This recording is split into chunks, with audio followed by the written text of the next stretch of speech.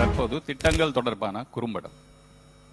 இருள் பெற திருக்கோயில்களுக்கு வருகை தரும் பக்தர்களின் வயிற்று பசிக்கும் உணவளிப்பதே அன்னதான திட்டமாகும். இத்திட்டத்தின் கீழ் 2 திருக்கோயில்களில் நாள் முழுவதும் 752 திருக்கோயில்களில் ஒருவேளையும் அன்னதானம் வழங்கப்பட்டு வந்தது.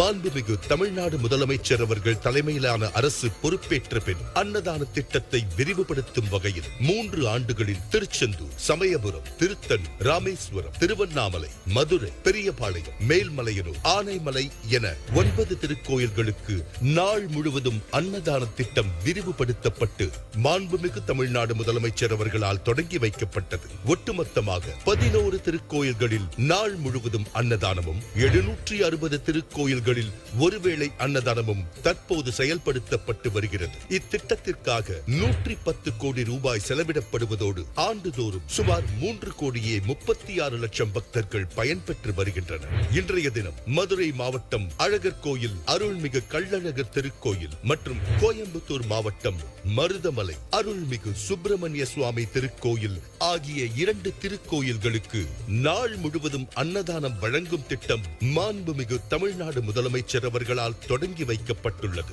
இதனால் பக்தர்கள் மனமும் வயிறும் நிறைவடைந்து மகிழ்ச்சியோடு இறை தரிசனம் பெறுவர். பழனி அருள்மிகு தண்டாயுதபாணி சுவாமி திருக்கோயில் நிர்வாகத்தின் கீழ் செயல்பட்டு வரும் 2 பள்ளிகள் மற்றும் 4 கல்லூரிகளில் பயிலும் மாணவ மாணவியரில் பெரும்பான்மையோர் பழனியை சுற்றி அமைந்திருக்கும் கிராமங்களை சேர்ந்த மாணவர்கள் என்பதால் அவர்கள் வயிற்று பசியுடன் கல்வி கற்க கூடாது என்ற உயரிய நோக்கத்துடன் மாண்புமிகு தமிழ்நாடு முதலமைச்சர் அவர்கள் 16/11/2022 அன்று காலை சிற்றுண்டி வழங்கும் திட்டத்தினை தொடங்கி வைத்தார்கள். அதனைத் தொடர்ந்து இந்து சமய அறநிலையத்துறை சட்டமன்ற அறிவிப்பினை நிறைவேற்றிடும் வகையில் மாண்புமிகு தமிழ்நாடு முதலமைச்சர் அவர்கள் இன்றைய தினம் பழனி அருள்மிகு தண்டாயுதபாணி சுவாமி திருக்கோவில் சார்பாக நடத்தப்படும் ஒரு பள்ளி மற்றும் 4 கல்லூரிகளில் பயிலும் மாணவர்களுக்கு மதிய உணவு வழங்கும் திட்டத்தை தொடங்கி வைத்தார்கள்.